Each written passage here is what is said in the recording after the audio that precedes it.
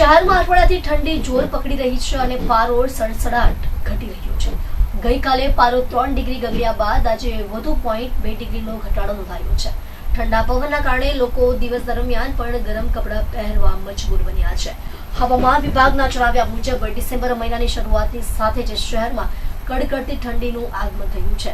આજે તાપમાન 14.2 ડિગ્રી સુધી ગગડી ગયું છે, જે શિયાળાની શરૂઆતના દિવસોમાં જ ભારે ઠંડી દર્શાવે છે। હવામાન ખાતાના અહેવાલ મુજબ આવનારા દિવસોમાં ઠંડી વધુ આક્રમક બનવાની સંભાવના છે। આજે દિવસ દરમિયાન પણ ગરમ કપડાં પહેરવા મજબૂર બન્યા છે। રાત્રે તાપમાનમાં વધુ ઘટાડો થવાને કારણે લોકોએ તાપણાની મજા માણતા દેખાયા હતા। હવામાન નિષ્ણાંતોના મતે તાપમાન આ રીતે ગગડવા સાથે શિયાળો જામશે અને આગામી દિવસોમાં ઠંડીનું જોર વધશે। આ સાથે જ આરોગ્ય નિષ્ણાંતોએ લોકોને ઠંડીથી બચવા માટે સાવચેતી રાખવાની સલાહ આપી છે। આજે શહેરમાં 3 કિલોમીટરની ઝડપે ઉત્તર પૂર્વના પવન ફૂંકાઈ રહ્યા છે।